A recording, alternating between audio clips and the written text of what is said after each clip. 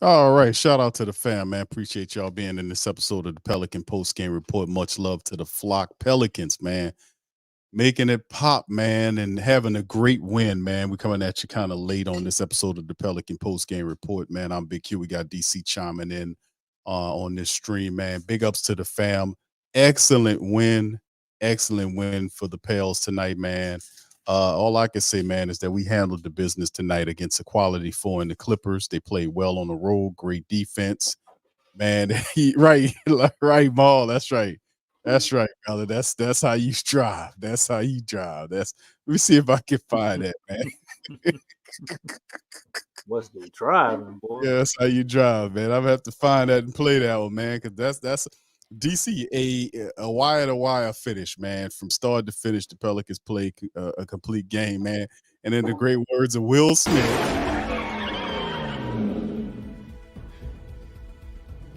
Now that's how you supposed to drive. From now on, that's how you drive.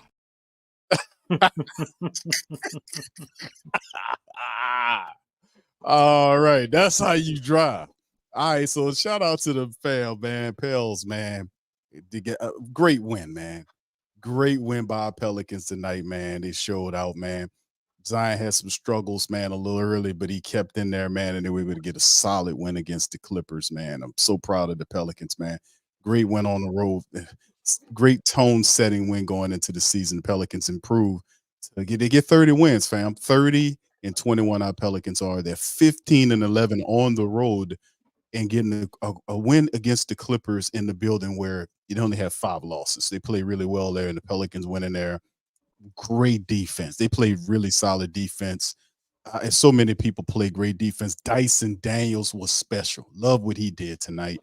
How he played. Jose Alvarado came in there, gave us some quality baskets. CJ McCollum was special. Just all around great contributions from our guys tonight, man. Getting it, making it happen. Bi early on, and then later on we got Zion cooking in there, and he made it pop. So anyway, welcome to the stream, fam. Y'all hit the like button. Feel free to hit the subscribe button as well. PPR, we in here representing with the Pelicans getting the W. So DC Lex, welcome on in. Y'all get kind of share with me and the rest of the family maybe y'all thoughts on the Pelicans' quality win over the Clippers tonight. Well, I thought it was a great team win, man. I love the way they did it. They used their head, man. They paid attention to what the Clippers were doing. Zion kind of set the tone early, drawing a lot of attention, getting everybody involved, and it just trickled down to everybody, man. They all made the right plays. Trey rediscovered the arena he loves to play in. He got hot early, man, and that kind of propelled us to get up to I think about a 17-point lead, and the Clippers obviously gonna make a run and do their thing. And the Pels, man, could just continue to execute. CJ McCullough came on late in that fourth quarter after Zion started getting really aggressive and actually putting some points up on the board. He was in facilitator mode all night for most of the night, and he turned it on. And CJ got hot, man, and just pretty much closed out the game, man, with a lot of timely, incredible shots and off of great gravity from Big Z. And Bi filled in and did his part as well, man. Just an all around great team victory. And as you pointed out, Dice played awesome. Herb got a little banged up. Looked like his injury might have been serious. He just needed a little bit of a break, and Dice stepped in, man. In like 6 minutes, he had like 2 steals, couple of blocks. He then got a layup, and they showed you who they could be, who they can be, not could be, who they can be. This is the Pels team that gives all us the inspiration and to have us looking toward the future as far as them being something very special. Because All this right. Clippers team, man, was 26-5 or something like that. In their last Just 30 games. just a second, DC. I'm gonna give you back the floor. Let's hear Now from he Willie, go man. get the Lexxah after. Okay, all right. Here we go. Wire to wire, high game plan, discipline game for us. We talked pregame about the importance of defending the 3-point line much better tonight. What did you like about your 3-point defense?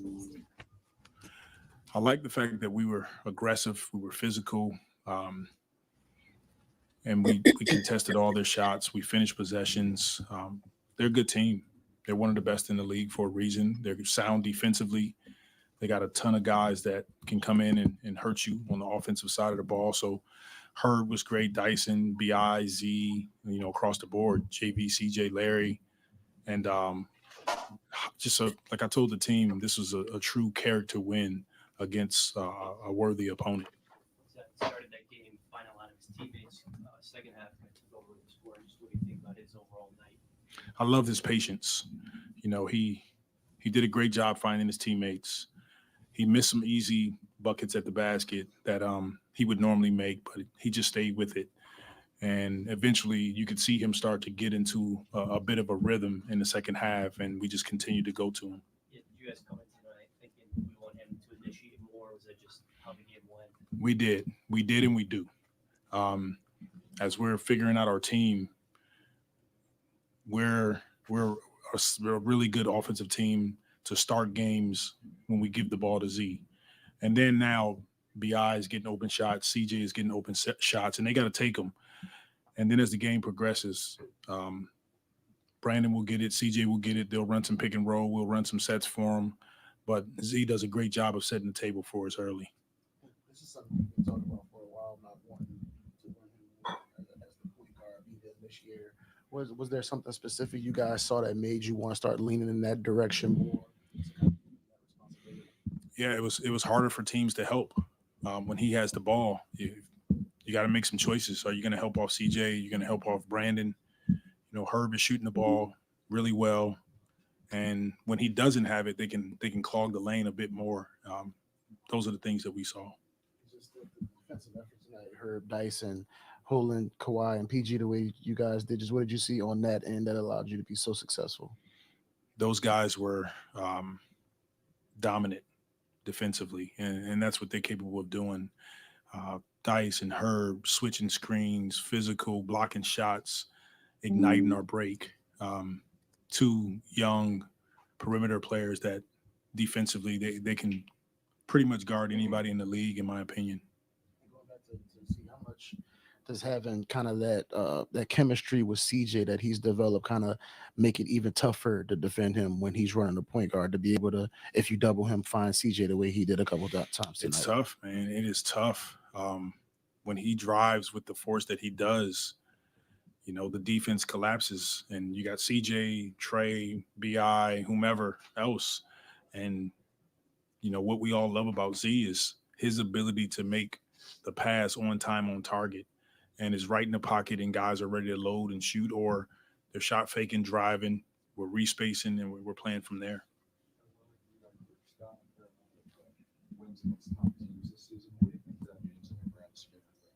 Say that again. The group has gotten a good amount of wins against top teams in the league this season. So I was wondering, what do you think that means in the grand scheme of things? It's a bit of a measuring stick. You want to see how you match up with the best teams in the league and what you're capable of. And tonight was a step in the right direction. It was a character win against one of the hottest teams in the league right now. And the hope and goal for us is to build on this momentum. Any early word yet on JV? Not yet. No word on him other than contusion, I think. So we'll see how he feels. And just what were you thinking just seeing some of the effort plays that Herb made tonight? Kind of the one where he sprinted back in transition and stole the ball. A couple of times where he sprinted to the corner when you guys were helping middle. Just the amount of effort he played with tonight. For sure. Herb was great. When you're playing against the best teams in the league, it's a multiple effort game. Who can get 50-50 balls? Who can dive on the floor? They were doing it. We were doing it.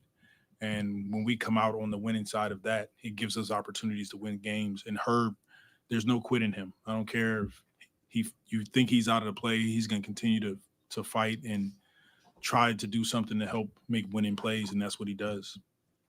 Without giving away any trade secrets, how do you go about formulating your game plan?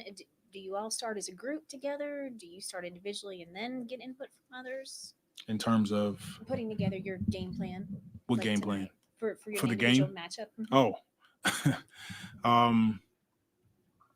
Yeah, we look at it as a group, and we'll have some coaches that's kind of leading the charge, and they lead us down, different roads, and we come together and decide, this is the matchups, this is who guards whom, and we watch film on it and study it. And at the end of the day, in this league, you end up guarding everybody because it's a lot of switches, defensively throughout the course of the game. Yeah, sorry about that. I didn't.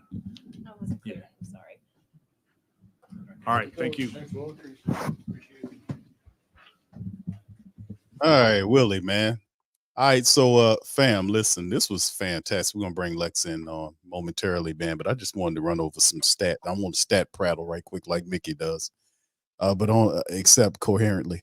Pelicans 53.4 shooting from the field tonight. They were 37.5% from downtown, but really, really fun watching the Pelicans. They had 30 assists, and you know how they feel about 30 assists having that many, but 13 steals tonight by the Pelicans. 13 steals, 20-10 on fast break, and 54-38 on the points in the paint by the Pelicans. They never trailed in this game. It was a buy up as much as 17. So this was, like Willie said, and I said earlier, wire to wire against, I think record wise, the best team in the West. I got the standings. Probably gonna go to them momentarily. But let's hear from you, Lex. What do you think about tonight's win? This was fantastic. What are your thoughts? Can you hear me? Oh yeah, okay. Loud and clear. Yeah. Yeah, it was a great collective win. Just like the activity. I think one of the things that stick out is as far as with CJ. I think definitely when he's playing that true two and taking 1, 2, or 3 dribbles towards the basket, there's a high probability that the ball's going to go in every single time. But I've just noticed that, it makes the game a whole lot easier for him. And he's going to get those easy shots every single time. I think sometimes he goes away from that, but I think, he kind of like started steering that way and really playing off of Zion, playing off of BI, and it helps out a whole lot. Definitely like the fact that I think the first play of the game, the Clippers actually showed what they were going to do, but they doubled Zion, and that really allowed him to use his gravity to open up for his teammates, and guys were knocking down shots, which was really great. So that really got the team acclimated, and I mean that's what you're supposed to do is get everybody acclimated. And second half he really came on, started being more aggressive on the offensive end. But like I said in the chat, I actually like the fact that he took on the assignment of guarding Kawhi. I thought that was really interesting because as much as Zion gets bad talked about his defense, that was, to me, that was like a huge honor, to be able to guard. I mean, he's up in MVP talks, and he basically guarded him for most of the night. I mean, there was like a few possessions where he didn't, but he did a pretty solid job on him. So that was very nice to see. Trey, I'm so glad he had a great night. I hope this is, something that rolls over to the upcoming games. I hope this kind of breaks him out of his rut completely. It was good to see that he made 4 of his first 5 shots. Yeah, 3 of those were threes, and then he had a 2. But it was great to see that because he really needed a game like this. I think that first half was really just him. I was really happy for him. So I'm really glad that he came out of that. Let's see here. Oh, Herb loved his hustle on tonight. Dyson, I'm glad that I loved his hustle and his defense on the night. And, he was looking for his offense. Really got out in transition. Herb, he was really on the attack mode. And just, Herb being Herb, his defensive prowess is always is second to none. So I really love their activity. So, but yeah, everybody really came with it today. I mean, you really saw a game plan. Still not in love with the rotations, but um, Willie was fighting.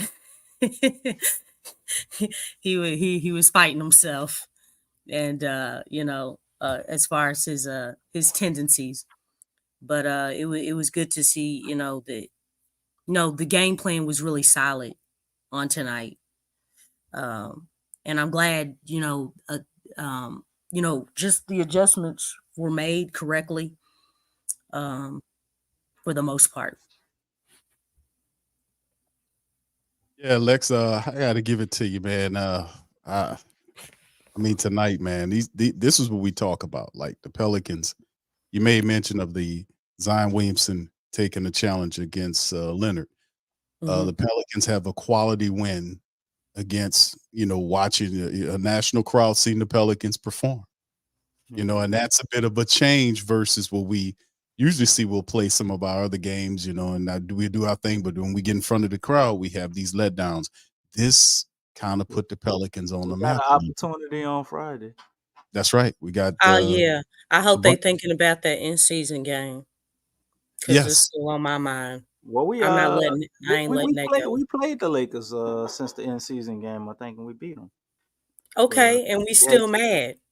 Okay, all right. We still upset. I respect it. Yeah, we gonna use that, and like Jordan said, and I took that personally. Okay, I mean, yeah, I don't want this team to ever forget that game. Every time they play the Lakers, they need to think about that game. For real. Hey, well, you're right. I'm still kind of upset. I mean, we did beat them by 20 points the last time we played them. We still need to beat them by what 60? I said 60. Yeah. And and to be honest with you, fam, the Lakers play tomorrow against the Denver Nuggets and then the Pelicans on Friday. So they have a back-to-back against the Nuggets and then the Pels. That could bode well for the Pelicans in LA. So I mean, listen, things are starting like DC. We talked about it pre-show about how things are finally starting to, from a schedule standpoint, kind of go in the Pelicans' favor. So I mean, we just got to come with it against the Lakers and represent and do what we're supposed to do. Now, of course, we know the trade deadline is going to happen tomorrow, so we want to see what we look like after the fact. But a few things shaking right there. But before we even get into any of the thoughts on that, let's kind of move away. And I would love to stay on this Clippers game, man, for real, but just kind of late in the game. But let's kind of run right into this Lakers matchup here. Lakers are winners of 3 in a row. Like I said, they have Denver Thursday night, us on Friday night. Going to be a difficult one, but what do we need to do? We don't need no motivation to play against the Lakers after what they did in that first matchup. But y'all give me y'all takes on what it'll take for us to take the Lakers down once again. Lex, start with you.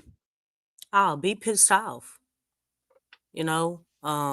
Come in like you got something to prove every single time. I mean, anytime you play the Lakers, I mean that's it's almost they're a popular team. A lot of mainstream media love this team. You can go on the press play. All right, here we go. Home court and get a dub is big for us. How much do you enjoy starting the game with the ball in your hands? Double-digit assists tonight. I enjoyed it a lot. My teammates would tell me to be more aggressive when it comes to scoring, but for me, I'm kind of just playing chess within the game, seeing how the defense is guarding me, and then I'm going to pick my spots. Yeah. Sorry, AD described you as playing with a forceful rhythm tonight, not just a rhythm. Would you agree with that? I would agree with that. To your point, what was that balance like of early? You're finding your teammates a lot, and then it was just a lot of scoring in the second half. how did you decide, like, I'm going to pick my spots here and things like that? In the first half, collectively, we were all hitting shots. The team was hitting shots. Or Trey was hitting. B had it going. A few of our role players really had it going. So there was no need for me to force scoring. But, Coach kind of talked to me and BI about in those moments, you got to know when to take the game over. So when I felt like it was that moment, I started being a lot more aggressive with scoring. Was that a combo y'all had at halftime? Just a combo we've kind of been having over time. Coach always says he feels like me and BI are the best duo in the league. So if we really want to get there, we got to know how to take games over. How does your mindset kind of change when you look, kind of analyze the game and say, okay, I got to be more aggressive. I got to start scoring more. What are you kind of looking for in those moments? I mean, I think it's one of those kind of the eye test and just you feel it. When you're watching the game and when you're on the court, when there's about to be a momentum shift. When the opposing team is about to try to make a run, and you just got to do whatever you can to halt that and keep momentum on your side. You've told us, a million times before that you love playing point guard. You've been training that way since you were young. But once the coaching staff came to you and said, okay, we want to start leaning into this more. We want to make this, a primary part of our identity. I guess, what are you thinking after that conversation when they say, okay, it's time for us to really, flip the switch for Point Zion? I'm glad that they trust me to do that. Because we have some good ball handlers on this team. So for them to trust me with that role does mean a lot. And, they trust me to make the right decision, but they also trust me to be me when that time is right. So, like I said, me and BI just got to continue to get better. And those moments when it's just time to take the game over, but we got to execute it. You got mentioned like playing chess throughout the game. Can you just elaborate on that? Like, how did you grow from that to actually study the game and knowing when to pick your spots and what time to be aggressive and things of that nature? I know there are times where if you watch it, it feels like I'm not being aggressive, but that's not the case at all. My movements are aggressive. I may not score. I may get a open shot from my teammate, and whether they're making it or not, the defense at some point has to respect that I'm making that pass. And when the game opens up, or like I said, when it's time to get to it, I'm going to get to it.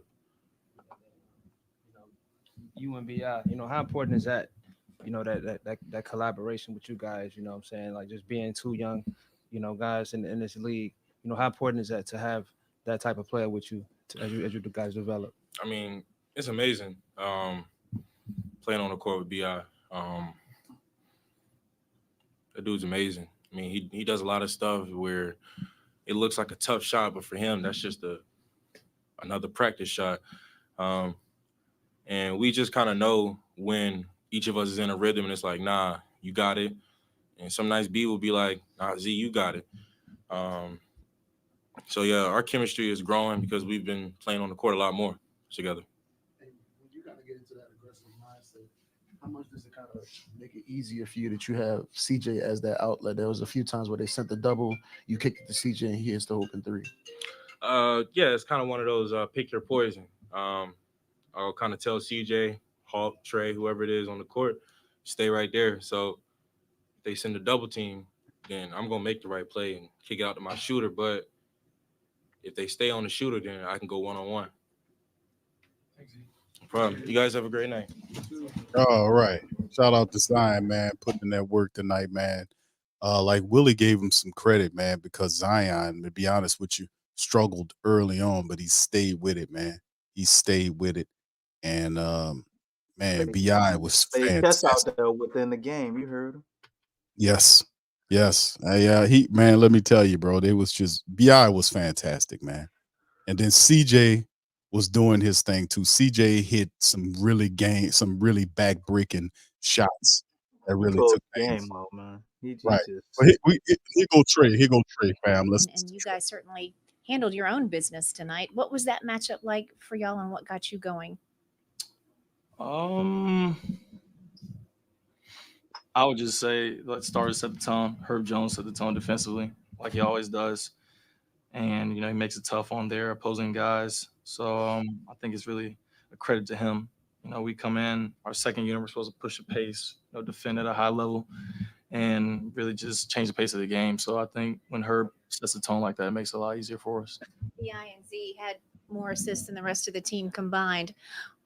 When they're doing that, how does it open things up for y'all, and how important is it for everyone else to be ready for that? It was important because, we watched the last game that we played against them, and the ball was a little stagnant at times, especially when you play a team that switches 1-5 with 5 good defenders out there. You don't really find like an advantage. So that's when it gets to one-on-one ISO ball. And tonight we didn't do that. We just kept moving the ball. We kept getting into slips and different actions in order to, throw off their switching. Urban Dyson, even by their own standards, seemed really disruptive tonight. Just what do you think about them as kind of a defensive duo? They're great. I mean, that's just what they do on a nightly basis. They defend at a high level, and I'm definitely not surprised by it. But Dyson had 4 steals. That's tough, and 2 blocks, 6 stocks right there. It's pretty impressive. I can't lie. Yeah, I mean, that Clippers team has as much offense as any team in the league. How locked in, how focused were you guys as a team just overall on the defensive end tonight? Everybody was really locked in. And once again, Herb Jones started it. He's an all-NBA defender. And, he sets the tone. Like I said earlier, he sets the tone for us. And, we just try to follow along. Was it just to knock a couple shots down in that first quarter after you came in? It was cool. Definitely. I think it might have been the first time I hit consecutive threes in a row in a very long time. So, I think all it is really just continue to chop away, carry water, just continue to stay within my routine, not get too high, not get too low, and understand like it's going to get back to where it's supposed to be. I know that I can shoot the ball with the best of them, so I'll get there eventually. I just got to keep shooting. And what's it like just kind of seeing Zion kind of read the defense and kind of figure out when he needs to make the pass, when he needs to be aggressive, kind of seeing, him kind of process that information throughout the course of the game? No, it's great. I mean, you're seeing him take that superstar leap.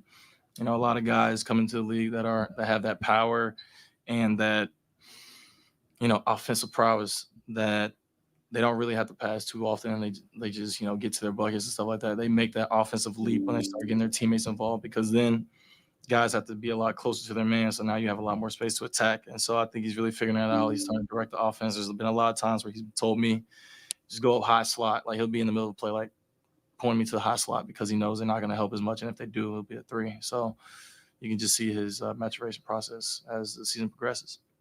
Was it important for y'all to have a game like this against a real championship contender when y'all kind of struggled in the last couple of times y'all saw a team at that level to perform the way y'all did tonight? No, absolutely. Playing number 1 team in the West, you got to get up for those games. And, with our past history, haven't been too good with, those teams that are above us at the time. So getting one of those wins definitely helped a lot. Appreciate y'all. Yo, the vocabulary in there today was great. Shout out to Trey Murphy, man. Shout out to Trey. Shout out to Herb. Shout out to Dyson Daniels, CJ McCollum, Zion, the whole damn squad, man, representing tonight, man. They did a wonderful job. Lexxah, back to you, then we'll go DC. Oh, shoot. I lost my train of thought. But what was the question? Look at them notes. Look at them notes you got. Oh, wow. Okay, well, I'll go to my notes. Shoot. Oh, DC been holding that one, man. Yo, man, let's be coming with it. I ain't trying to throw no shots. No, but I mean, we stopped to watch the interview. So, what was your question, BQ? We was talking about the preview for the upcoming Lakers game. Okay. Right. Thank you. I appreciate it. Be messy. DC, why you trying to be special? I'm trying to sweeten the pot, DC. Cut it out. Sweeten the pot. Hey, that's you with all that sugar, bro. You cook with sugar. I don't do that. But yeah, anytime you play the Lakers, you got to come with it. I want them to be focused, just like they were in this game and more, because this is 4 games, 4 wins in a row. Like to definitely make it 5, but not just 5. It's like not having a drop off, coming into the game with a lot of energy, match the intensity. I don't care that the fact that they're playing Denver the night before. I don't care about that. You need to step on their necks, Step on the gas, keep your foot on the gas, and, you know, really go in on this team. Like you have a vendetta against them. We need to start playing like at a higher level. And I think by showing how they come out in this game is really going to contribute to how consistent this team can be. You know, you beat the number one team, even if they were the number one team just for 24 hours, it still doesn't matter. The Clippers have been playing well. They've like their record since December 5th is ridiculous. Like these guys have really found themselves. And so we beat a really good team, but it doesn't stop here. Like you have to bring this same type of intensity and mindset to any team that you face. You know, whether it's a lower tier team, a mid-level team, or just, you know, another a high seeded team. But yeah, this is definitely something to help build the consistency and just continue to play at a high level. You know, like tonight was a good night to go off of because we went from, you know, beating the Toronto Raptors, came in with a strong mindset, strong game plan, beat the Clippers. Let's keep it going. Let's keep it going. Like, why not? Like, it's time to put this thing together. And this is what we've been waiting for. So I hope it doesn't stop at 4 wins in a row. But I think the biggest thing for me is just having that consistent play and not having a drop off at all. Indeed. DC, what do you think, bro? Man, I think the Pels are on the right track. 4-game winning streak, right? They just beat the number one team in our conference. They beat the previous number one team in our conference in the Timberwolves. On ESPN, they said it's because they're coming off a long road trip. But, you know, when we come off a long road trip, that shit don't matter. So I'm proud of them right now, man. They're sitting sixth in the standings. You saw Willie making adjustments. You know, Willie and the fam making adjustments tonight, man, and reacting to what was going on. But I do understand that Willie Green has, I believe, spent some time around Ty Lue. He always coaches well against him for some reason. But going against the Lakers, man, this is another challenge. We've had a lot of these Lakers games where we didn't show up, and then we had other ones where we do and drop the ball at the end of the game.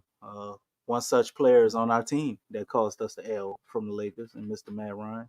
Would have been nice to see him play tonight, but hopefully, I guess we got to wait. I think the Pelicans' main thing, though, is what we're seeing with Zion and BI. I'm seeing more and more and more of those guys playing together, creating plays for one another, starting to play more off of each other. Along with mixing CJ in that mix, man. What was it? I think the previous game when BI had 41. Beautiful pass he had to CJ, man. CJ caught the ball while he was still moving. Like the pass went the perfect spot, pull up, bam. CJ number one in the league and pull up threes. You know, they got a lot of things going right. We played tenacious defense, but our Achilles heel is still rim protection, and that brings us to the Los Angeles Lakers. What are we gonna do to slow down AD? We are the team where he formerly played. You know, he always plays us with a vendetta.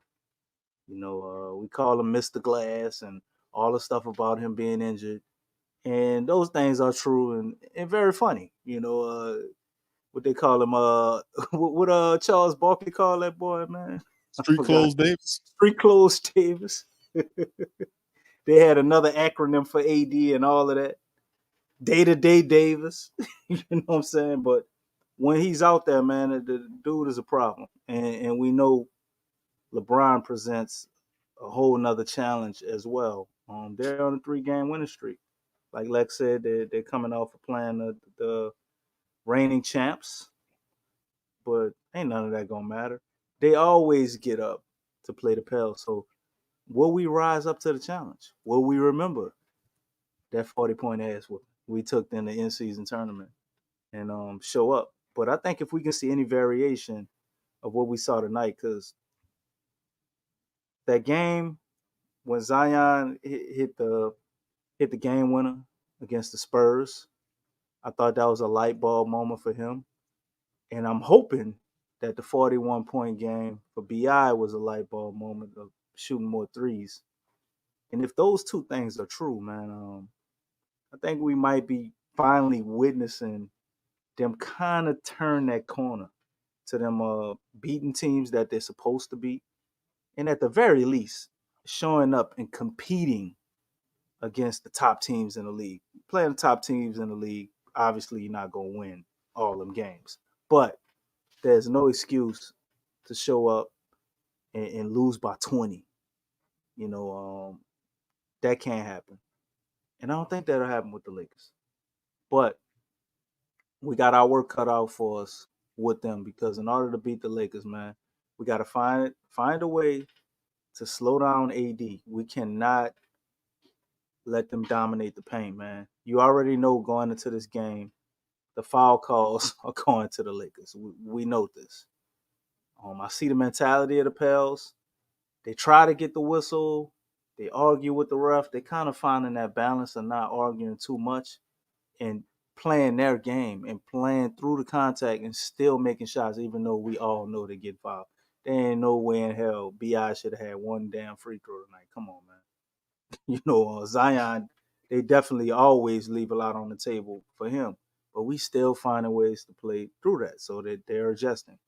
Now, this Lakers game, this is going to be a whole nother dynamic, man, because, Lakers, it ain't nothing for them to get 34 free throws, So if it's one of those nights, what you going to do then? So the main thing, I think they got to guard the paint, man.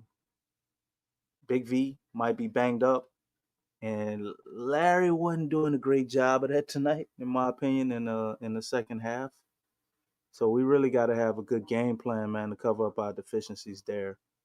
But looking at it, Anthony Davis is day to day, and so is LeBron day to day. But we know goddamn well LeBron ain't. We gonna fall for this. LeBron be listed as out, and then he play They the do Pels. this all the time. They do this every single game. It's crazy, right? So I don't understand why they do that. Well, I guess in case they want to rest them, so they just got a rolling injury already in the cuff, So they could take time off from work whenever they want because they got injuries on deck. But we got to find a way to stop AD, man. We can't allow him to eat on the inside. We got to force him to be a jump shooter. When he falls in love with his jump shot and it ain't falling, that's the recipe, to solve the problem that is him. But what you gonna do with LeBron? LeBron, you got to limit that as much as you can. Similar, I guess, track record, but you damn near got to build a wall for him like you do Zion, because once he get ahead of steam, it's insane. So if we can force them to allow more jump shots, man, and guard the paint, take care of that area, I think we get this game. Yeah, DC, 4-game winning streak for the Pelicans heading to this matchup on Friday against the Lakers. Like we said, they'll be on the back-to-back. They have Denver tomorrow, then the Pelicans on Friday.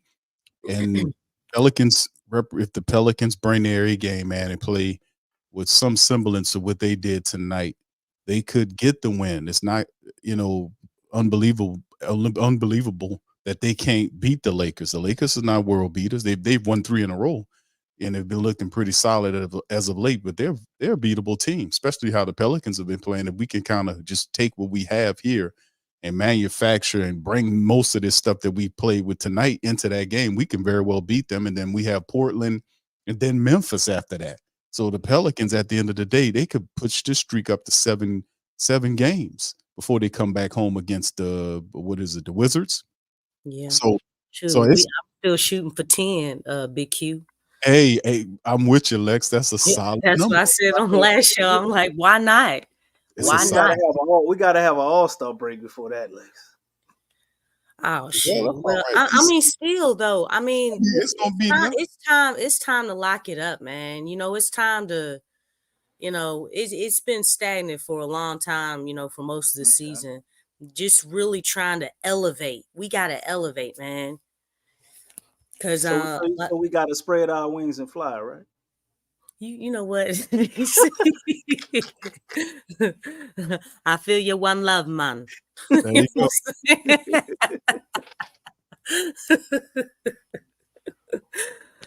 I'm just saying the Pelicans got to take off, man. Then maybe we can It's swoop down and get it's- I some. mean, yeah, because we gotta taking like, off now, though. It's yeah, four we game gotta winning grow, streak. man. Yeah. Oh, yeah. It's like, look, we don't need to make this team a secret. You know Shout what I'm out saying? Chico. Yeah, Chico said we don't see us lose another game before the All-Star break. Very Okay. well said. Go ahead. I'm sorry, Lex. Oh no, I was just saying like we don't need to. We're not, the Pels are not a secret, and we don't need to act like that this team is a secret. Like, we need to break out, like, and make statements, man. I mean, we don't need to wait, because showing the consistency in regular season, it allows people to be like, oh man, not just a sleeper, but man, this Pelicans team, ain't nobody gonna want to face this Pelicans team. Mm-hmm. If they can start showing that, hey, we got to take these guys seriously because they coming. You know what I'm saying? I just don't like that secret stuff. It seems like, oh no, we're not ready to break out just yet. No, come on, let's go. You know what I'm saying? Like, fans have been waiting for this. I mean, everybody's healthy. We can't keep saying that everybody is healthy, and it's like, okay, well, why don't we look like we're healthy? You know what I'm saying? So just trying to time to elevate and get things going. Like we're really making progress in things. Right, man. I'm tired of them referring to us as a lazy boy. We ain't no goddamn sleeper. Man, the Pelicans have done enough ESPN was disrespecting, man. to not be sleepers no more. But to etch it in stone. You're right, Lex. We got to make a statement, and I think the Pels have actually made a lot of statements. We've broken franchise records this year. We blowed out. No, Probably had some of the most I'm talking about blowouts. the league, though. You know what I'm No, saying? no, no. I know, but the only way you make a statement during the regular season is to go on a long winning streak, similar to Yeah, what the Clippers did. They won almost exactly. 15 games or so in a row, and they got everybody attention. We got to do the same thing. 4 games ain't enough. Beating one tough opponent or contending opponent isn't enough. You got to do it. What, Lex? What's the C word? Oh, consistently, my There brother. you go. There you go. So, if the Pels can go ahead and discover that, we're well on our way. And I think it's a perfect time because my whole theory, I thought they probably would lose this game, to be honest, but very, very happy that they won it. More encouraged that they can get the Lakers game 2. And if they get those, there's no way in hell they lose to Washington. So, I think it'll be a perfect time to maybe go on that streak because you'll have they'll put you at 6-game winning streak, and you'll go into the break. And the Pels, for some strange reason, man, I think they're gonna play very well coming out of the All-Star break. I think they might get a chance to install more things. There's no lag with them playing an All-Star game, right? We ain't got nobody in an All-Star game, so they got they break, they weekend, they whole time to try to figure out ways to get better. And I think it'll benefit us. Willie Green will make all his adjustments. Those 10 game adjustments. They got a lot of time to look at some film and figure out some more things. I know I'm stepping out on a limb. I don't want to say I hope. I'm in remission of that. No longer doing hopium. But after the break, I think You we'll say you're no see. longer doing Hopium DC? What are you doing? Yeah, let me finish. Okay, my I think He's doing love. we would we would see more Jordan Hawkins. Will Same we? similar way we did with Trey. Or Ray Allen didn't play tonight. you could throw He didn't want Steph to go off. or you could throw in Matt Ryan. Hold him back. You Hold know, Clay back. one of those guys will definitely get some more minutes, and I think that's the key, man. Figuring out the rotations. They kind of got a little bit of what they want to do. The way they starting to scheme things up, successfully putting the ball in Zion and Bi's hands, and limiting the turnovers by having them prepared for the pressure they're getting with those double teams, man. So very encouraged by what I saw tonight. Looking for them to see them build on it, man, and do more with it, expand it, and maybe get some more shooting out there at times to make it a little easier. All right, thank you, DC. Appreciate that, brother. You're not welcome. You sound sarcastic when you said it. But go on. All right, so anyway, let's move on to this right here, fam. A little trade news here for Wednesday. They have 3 trades, not really big trades to speak about. We know the deadline is tomorrow. We have some questionable things that might happen with some of the players. Big V's one of the guys. He got hurt tonight. We know Najee had he didn't play because of a back issue that was reported prior to the game, 4 hours prior to the game. Maybe about an hour or so prior to the game. But this is some of the deals that happened today. Minnesota traded Shake Milton, Troy Brown Jr., and 1 second-round pick to Detroit for Monty Morris, the point guard. Boston got involved with it. They traded Lamar Stevens, a 2027 second-round pick via Atlanta, and a 2030 second-round pick via Dallas to the Grizzlies for Xavier Tillman. The Jazz traded Simone what's his name? How you pronounce that? Fatacio? That's the guy that Fantasio. There you go. Thank you, Lex. To the Detroit Pistons for the 2020. What did he do to deserve that? For the 2024 second round pick via Washington, Kevin Knox. Boy, what a bust that guy has been. And draft rights to the 2022 second round pick, Gabriel Procida. So yeah, boy, Kevin Knox, man, they had high thoughts about him being really good in the league. Almost similar to DC's Cam Reddish, but ultimately, at least He was high having them thoughts. That's what it was. Oh, that's what it was. Okay. Yeah, All right. DC, before we go into the rest of the trade news, what are your thoughts on Cam Reddish during the season? I wanted to ask you that. What you thought about Cam Reddish's play during the season? I know that's one of your favorite players in the NBA. No comment. Okay. Okay, let's move on to the next one. Can I have a chance to? Yes, let's please. All right. Well, definitely, Cam's defense is what has allowed him to stay afloat in the league. I mean, obviously, offensively, it's not the greatest, but by him playing with a guy like LeBron and LeBron trusting him to take, last second shots or things like that, it's really boosted his confidence. But definitely defensively, he's really showed, promise there. And that may be the very thing that keeps him in the league. But still, just consistently from an offensive standpoint, it'll keep him cheap. So I think he'll be out on this game, Lex. He didn't play. I don't think he played the last game, and they're saying the stats for this game. I don't think he played the last game against the Pelicans, and they're saying he might be out on this game. But then again, we'll see for the Pelicans because you're right. His defense, he has been playing a lot better for them. But that's one of DC's favorite players, man. He loves Cam Reddish. Oh yeah, I know. I mean, Cam Reddish, man, like the dude is actually nice. I don't understand why he's not DC playing to I don't think Big Q like what you're saying. Huh?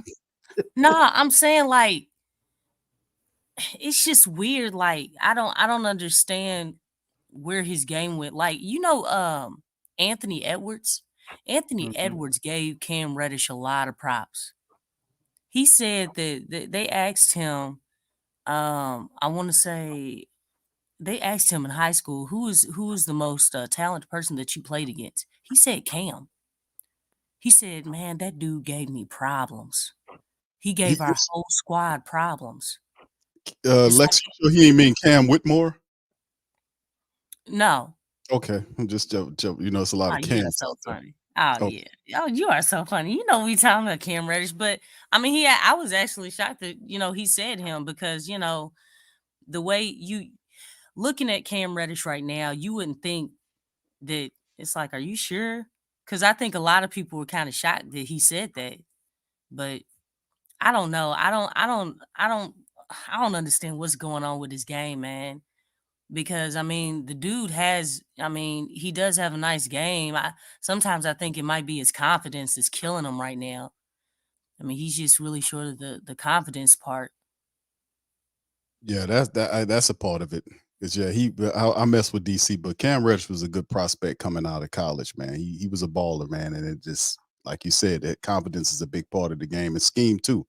Depending on where he goes and what they're willing to do. In terms of bringing out whatever they need him to do. Obviously, the Lakers using him more for his size and defensive ability, but his offensive game has always been there. So I often mess with DC about that. But I got my picks and chooses too. Like Cam Whitmore, that's one of the guys that I like, and several other guys that we pick when we do our draft shows. So anyway, let's move into this talk right here. Jake Fisher, was talking about the Pelicans, and he kind of threw out something that indeed conversation between New Orleans and Atlanta this week. Sources said, but I've been told that any deal that would bring DeJounte Murray to the Pelicans isn't particularly close to a finish line. And they were talking about the Pelicans and the rumors circulating around the Pelicans inquiring about DeJounte Murray. Now, this was something we talked about. I don't know how long ago it was when we started. I don't know, it was late last year. And this was an idea. I got to give credit to DC. DC threw this one out here about DeJounte Murray. And I guess it took wings, man, and flew. So we'll talk about that. And let's talk about that. And of course, the upcoming thoughts on what could happen for the trade deadline. DC. Um, the initial thing I proposed was DeJounte Murray and I guess a combination of Big V. You start looking at guys like, would you want to bring on Clint Capella? And you still can get an additional player with those two guys, or you just bust it down to you keep Big V because that's what we all wanted to do, right? It's like how can you improve this team with Big V and improve that starting lineup? It would be to move on from CJ McCullough with DeJounte Murray. There is negatives to that though, so it's like it obviously would impede you right now. I don't think at this current state right now, since I made that statement to right now, getting DeJounte Murray and giving up CJ McCullough, I don't think it makes us a better team immediately right now. Um, but looking at the way the money, everybody together, including Big V, Trey, Herb, probably could even keep Najee at that point if you did that. So if you want to keep the team together, not move any of your core, including a lot of your role players, you could do that. DeJounte Murray would definitely bring more facilitation. He's also a solid 3-point shooter.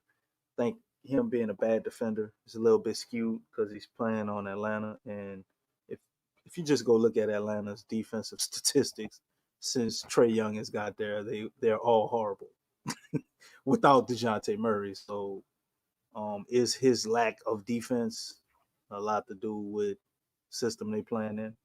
But you got somebody who's I think 5 or 6 years younger. He's making half the money, and you got him on that contract for 3 years. So definitely think it could be something the Pelicans are entertaining doing. as well as if you're really being honest, they could get DeJounte Murray without even giving up CJ McCollum. But that requires you to give up obviously Big V and maybe somebody like Najee and another player or Dice, and more importantly, they're gonna want picks. So we don't have a problem in that department. But I don't know, man. I don't think the Pels are gonna pull the trigger on this one. I would be a little shocked if I saw them do that.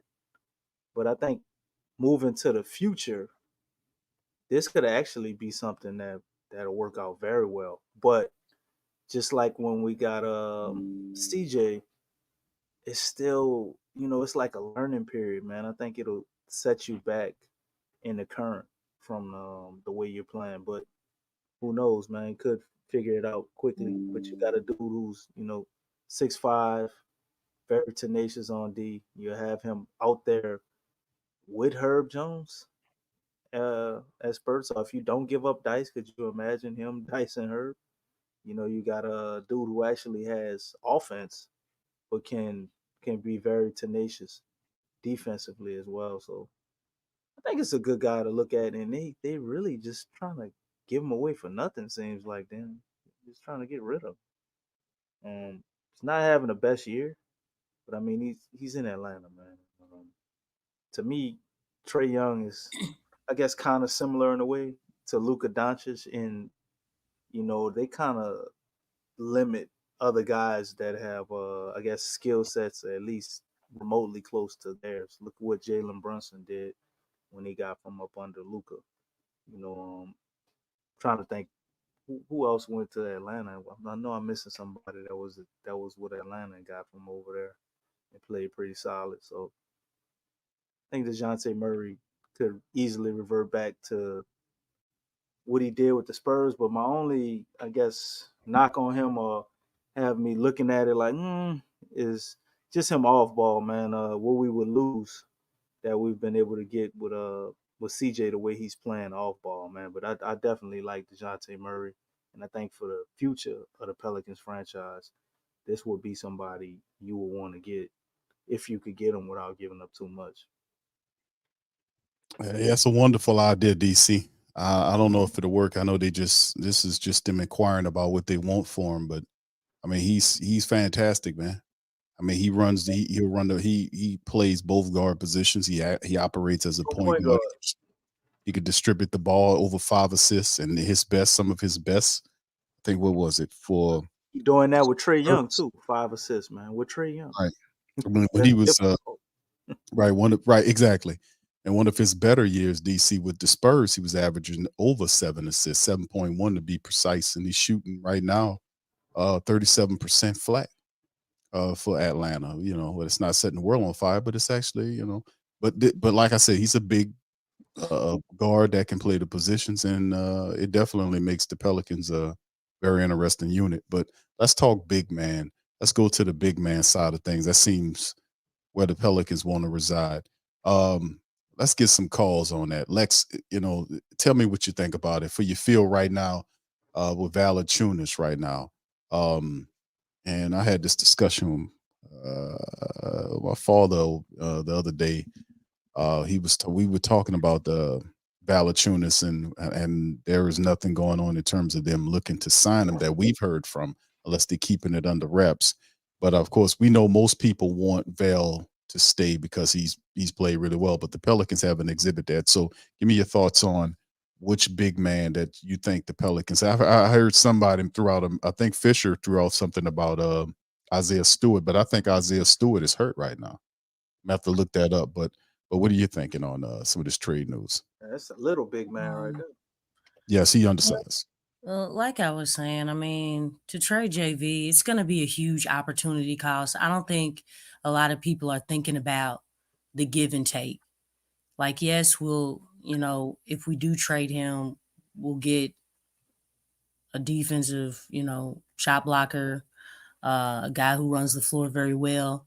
But if you think about it, for everybody who talks about JV taking up the paint, well, the paint's going to be taken up even more because you're losing the shooting.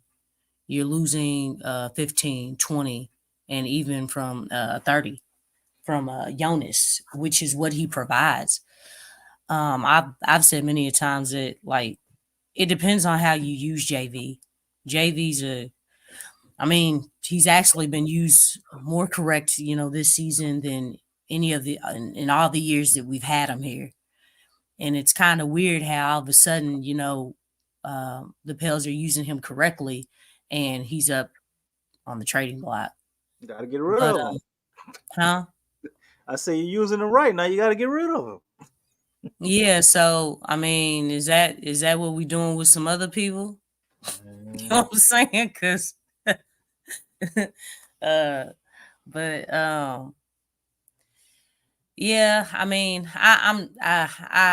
Isaiah Stewart isn't that guy for me.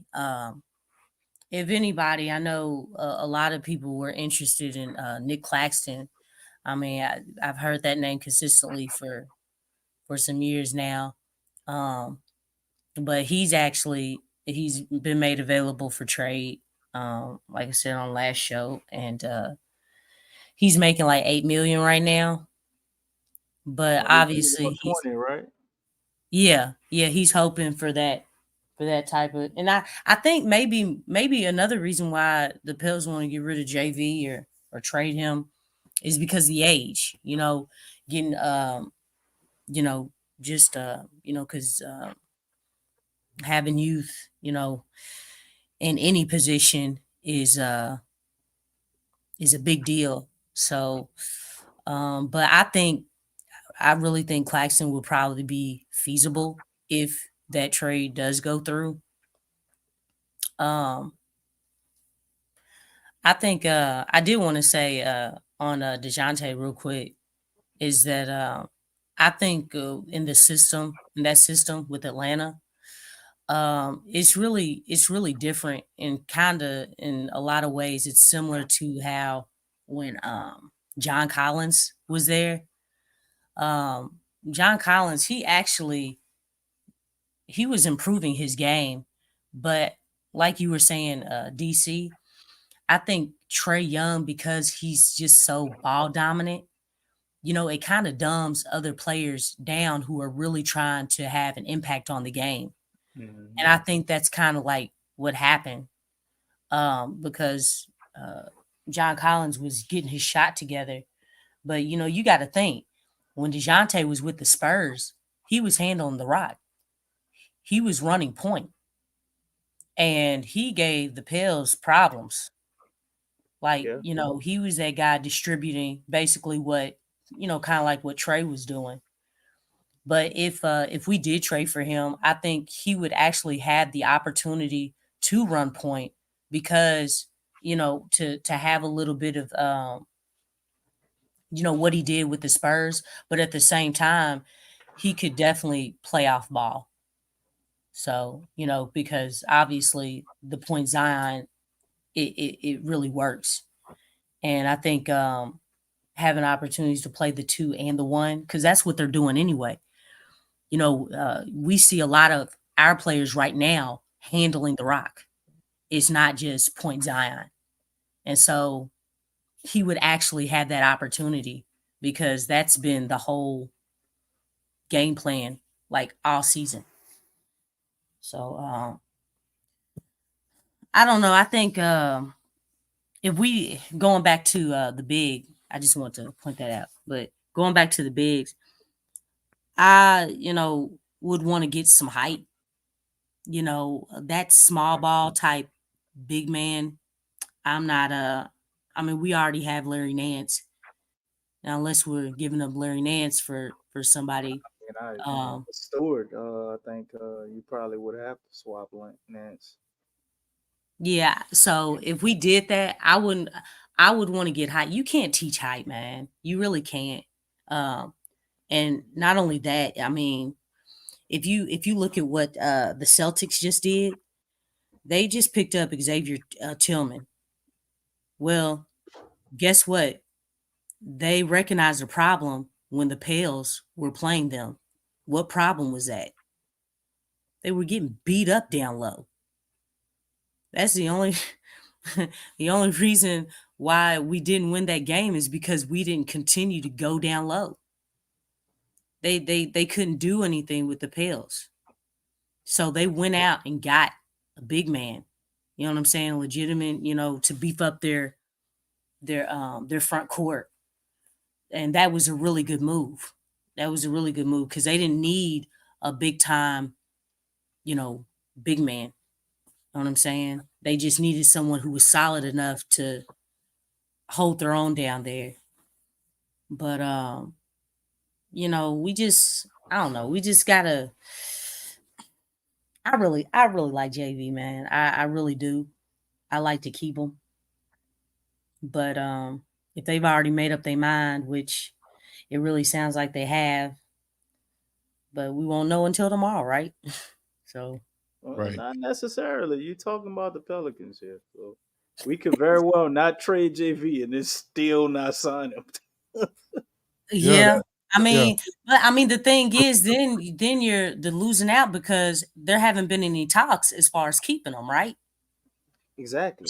This is true. But It's I like mean, Now maybe he's Pels if need you to are get trading him, decisive. he did get injured tonight. Don't know how that's what I'm saying. significant the injury is. So Right. maybe that's something that'll nix the whole trade talk altogether.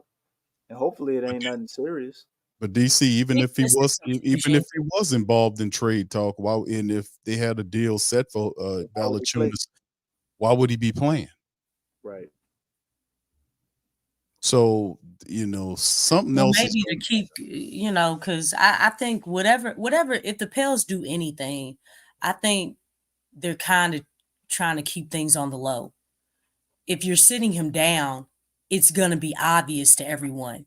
I don't think they want that on everybody's mind. So to mask it, keep playing them like So you was normally. it a fake injury in the second half, maybe? good point, Todd. No, Todd said Steven Adams got traded while he was hurt. That is true. yeah, That's true. but I mean, he was traded for another hurt player, so in victorality, folks. I'm just keeping things in perspective. You know what I'm saying? It's like, hey, my player's hurt, your player's hurt. What do you have to lose? All right, well, I'll take your hurt player, and you take our hurt player, and call it even. It's crazy. That's definitely weird how they did that. But Yeah. Memphis definitely won that because they had got 2 second round picks. But Memphis has been racking up on picks though, because they're trying to a lot of their guys, they hurt. That season They dealing with some of the same things that the Pels have been dealing with for years. Right. That bug went and bit their ass because I remember we were suffering with that for the last several years, and whatever we had and left us and went over there and started messing with them because they have like several players really some of their foundational pieces are just hurt, and they're just trying to piece and team together to try to compete for the rest of the season. But we know what time it is with Memphis, man. This been a rough year, and we just got to keep smacking them. We got them on a few games anyway to be able to knock them around. So yes, indeed, yeah, we just got to stay healthy moving forward. But Lex, I do like the idea of Nick Claxton. I don't know if the Pelicans were involved in looking at Nick Claxton or even looking in this direction. I know they talked about Isaiah Stewart. They talked about Jared Allen from Cleveland. They talked about the Wendell Carter Jr. There was rumors circulating around him, and there was another one I want to say that Nick Claxton's been that guy the whole time, man. They talked about perhaps Mikal Bridges. Maybe that's why that was up. Yeah. they did mention y'all did say that. That was Lexxah. That was all Lexxah. I brought in the Claxton part, but Lexxah. That's right. was Lexxah talking about it, and when she detective was, work. I was like, man, what if it's Claxton? Detective. Thanks. Hey, Detective surprise Lexxah. eye right there, man. Yeah, Detective Lexxah came up with a big one right there, man. I mean, I don't know, man. The Claxton thing would be interesting. Pelicans obviously don't have a problem paying $20 million a year. I think, and the rumors is that's what Valanciunas is aiming his contract around. He wants that right now. He's making what 15, so he Yeah. wants he's aiming around that 20 million number. How are we gonna pay 20 million a year, then pay Bi what he's getting, and then eventually extend trade That's to him? why we can't keep You everybody, can't. You DC. can't. Something got to shake, bro. Yeah, I mean somebody, and we keep going back to that because somebody's got to go. They're not. Gail Benson is not about to pay out these guys. I No, mean, she, you got to look, make I some don't tough think decisions. a lot of people are gonna pay these new luxury taxes because the Yeah, implications and those fees they're going up. So I don't think a lot of teams are gonna be looking to pay the luxury tax. So I don't think it's just the Pels with that. and then you can't forget about Trey because I that's know he hasn't been playing well, but in this second half, it's not too late. It's not too Mm. late for him, and he's still young. Plus, he's gonna be whatever they offer Trey. It's gonna be cheaper. His contract is gonna be way more manageable than Jonas or Bi. hmm yeah. So That's what do they you think that trade is be around maybe 100 flat? You see, or you saying less like 80, 75? I mean, I'm not sure. I mean, I think because Like what I if said, if they I'm don't if they don't talking come up 5 with a years. I'm contract talking with him, 4 or 5 years. he would be a restricted free agent, right? Yeah. So does that mean that another team they could offer him something and then New Orleans would have a chance to match it? Yeah. That's usually what restricted means. Okay. I just wanted to be sure because sometimes I get the definitions mixed up there. this is But 25. I'm skipping ahead here. I'm looking. This is what I got on 25 in terms of what we'll be dealing with in terms of free agency for the Pelicans 2025. You see Bi at the top with Larry Nance, unrestricted free agent, Bird. The bird rights. You got Dyson up there with the club. The club Now, tag. how does the bird rights work? I get mixed up with that. I don't remember the bird rights. Damn near on the bird rights and I think once you lose them, you're entitled to. Do you get something back? Like if you actually lose them, or you can sign them back under that same contract the with bird. has Hold on, hold on. easier tax implications, if I'm not mistaken. Okay, qualifying veteran free agent exception, aka the bird exception. A team may re-sign its own free agent to a contract with a first-year salary up to the maximum player salary if he played for the team for some or all of each of the prior 3 consecutive seasons, or if he changed teams, it did so by trade. Now hold on, let me open that article up. Hold on, I should have shared that with y'all. Hold on, so everybody can be very clear on that. Hold on here. Hold on. Let me see if I can pull it up again. Damn it, I done lost it. Damn you, DC. Hold on here. What the hell I did? Damn you, DC. Hold on, bro. Falling asleep you over see, here. I all know you I got ain't to do is responsible just for that one. respond with one love, man. I ain't got no more love in my heart right now. The movie took it out. Oh, dang. All I got is sleep in my heart. That sounds like a song right there. Sleep in my heart. No, you can't sing. Play his damn guitar. Oh, my piece then fell asleep. No. R.I.P. R.I.P. There you go. All right, I got it on. I done lost the damn thing. Hold on, I'm gonna have to back up out of it, fam. I had it and I just lost it. DC said I'm falling asleep. But anyway, here's a quick breakdown of it. Qualifying veteran free agent exception, aka bird exception. A team may re-sign its own free agent to a contract with a first-year salary up to the maximum player salary if he played for the team for some all of each of the prior 3 consecutive seasons, or if he changed teams, he'd do so by trade and then I click this and this is coming directly from the NBA. website. Okay, and there it is. 11 types of salary cap exceptions that are viable to NBA teams. These exceptions allow teams to exceed the salary cap, and as are following: qualified veteran free agent exception. Here it is. He changes teams, or he do so by trade or by assignment via the NBA's waiver procedures during the first year of the 3 seasons. So I don't know if that cleared up anything, but but a team may resign his own free agent to a contract with the first year salary up to the maximum player salary if he played for the team for some or all of the three consecutive seasons. Yeah, it sounds like basically what I was thinking it was. Like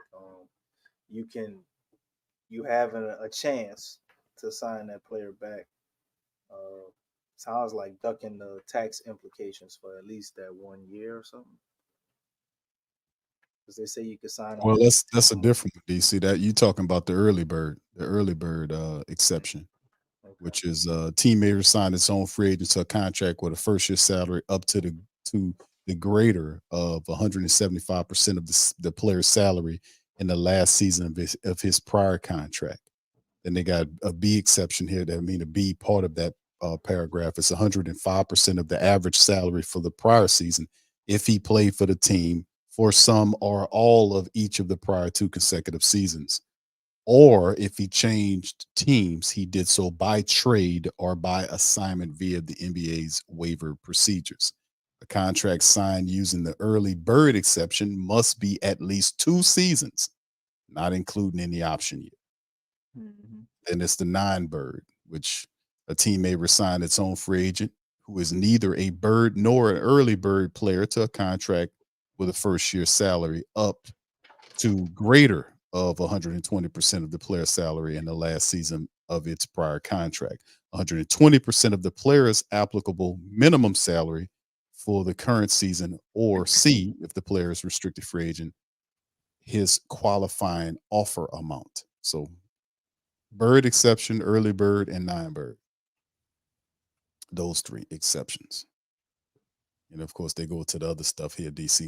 We use it biannual and all this other kind of stuff. We're not going to get into all that right now. But yes. But anyway, tomorrow is the day, man, where we'll be able to see exactly what's going on with our squad going into the future. And of course, we talk about BI. We talk about in the 2025 year. We know it's basically Jonas's time. We want to see what's going on with that. And where that ends up happening. We see Najee Marshall here as well. So questions with Big V and Najee.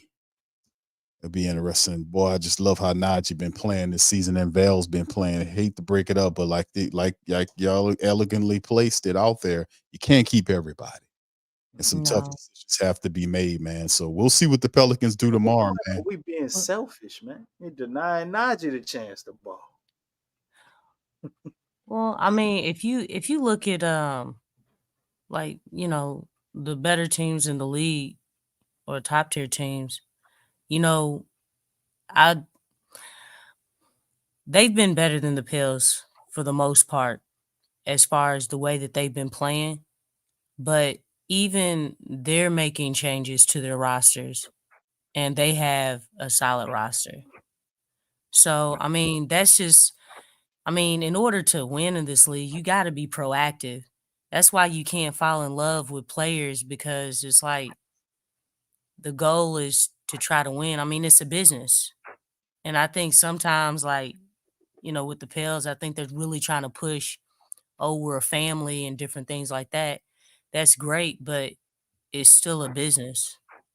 And so, you gotta try to find ways to get better. And if you're not being proactive, then that means you're being reactive. And if you're being reactive, then that means you're falling behind. And so that's something that the Pels don't want to do. Because while these teams are always changing and adjusting to get better, because a lot of these teams, they're aggressive on trying to win that championship.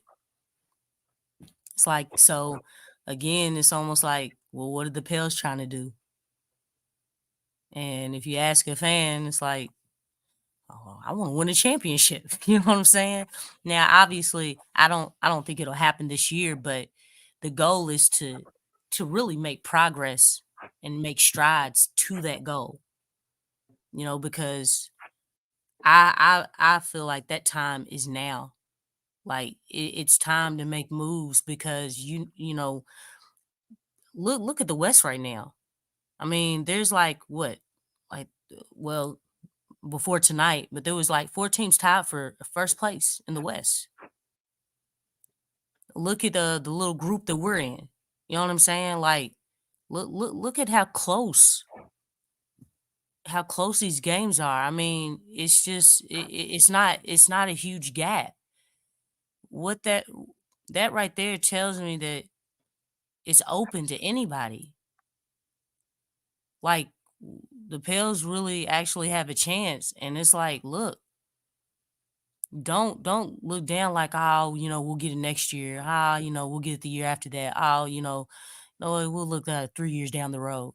No, it's like there's a possible chance that you can get a few pieces, you know, to help us win and get in like the now mode instead of let's wait and see. Let's wait some more. You know what? I think we'll wait another year. Why? You know, it's close right now. And not to mention, you know, guys are healthy. So why not? Indeed, indeed. We gotta stay ahead of that thing, man. And you're right, Lex. We can, you know, our ascension, watching the Pelicans, our ascension was kind of robbed from us because of the injuries. Like we seen the over the last several years, they put this team together and the injuries robbed them of having a chance to play on the court. This is the first year we've actually seen them play as much time together as they've been playing. You know, prior to this, it was all in theory because Oh, we couldn't get them here, so we didn't because have that like because that. we got a physical therapist. That's right. And shout out to Amy. She was sitting outside. Finally. Yes. And then we get After another all one these next year. We should be injuries. unbeatable. It's crazy, man. In Insane. house. That's insane. But anyway, yeah, shout out to the fam. Appreciate y'all being here. Y'all do me a service, man. Hit the like button, hit the subscribe button. Yes, indeed. One of the family members did. Dan mentioned Carlo Metkovic, who the Pelicans planning to bring over to. We'll see how they work him into it, man. But yes, something's going on. His move from Europe here now, and the Pelicans trade rumors around Jonas and what they do there. I had this. That we'll see what happens with that, man. But this was something that came from Yahoo Sports. They made mention of the fact that about the potential trade or just what it would take for the Pelicans. And DC talked about it, that they really not asking for a ton of stuff for him. They want several picks, first round draft picks. Pelicans do have a lot of picks, so they can throw that in the deal. But what players are you adding? Obviously, they made mention of Valachunas, and they said perhaps a player like Dyson Daniels. They don't believe that the Pelicans, and I would definitely say they won't turn over Herb Jones or Trey Murphy or Jordan Hawkins. So if you give them a starter like Jonas and perhaps Dyson Daniels and those picks, could that be enough for DeJounte Murray? So that will be very intriguing to see if the Pelicans can pull a draft day surprise like that, and then go about how they'll address the center position. Like I said, I don't know. We'll see how it all shakes up, man, and how it goes, and how Metkovic fits all into this whole little circle of confusion, man. So we don't have to wait long to get the answers to some of these questions, family. Like I said, man, at some point, um, the Pelicans realize, man, that we got to make a move. We got to do something, but we'll figure that out tomorrow, man. So listen, fam, that's all we got for tonight. We appreciate you guys staying up late with us. Please feel free to hit the like button, hit the subscribe button. By all means, feel free to share the show on your social media feed, PPR. We in this thing representing the number one independent, longest running Pelican pod in the building. We do this. 117-106 Pelicans taking care of business against a very good Clipper club out in their building. And of course, the next matchup is Friday against LeBron's Lakers, and Anthony Davis and them on the second of a back-to-back. So for them, that'll be fun. The Pelicans might have an advantage there. We'll see. But anyway, shout out to the fam. And listen, we're going to pop up. Perhaps we'll do something. I'm going to see if I can get with Lex in DC and see about if something happens with the Pelicans. We'll pop up and see maybe see if we can do a stream tomorrow to recap if the Pelicans go based on what they do tomorrow. We'll see what we can do here. But anyway, y'all hit the notification bell, hit the like button as well. And we're going to holler at y'all on the flip side. Y'all get y'all some rest.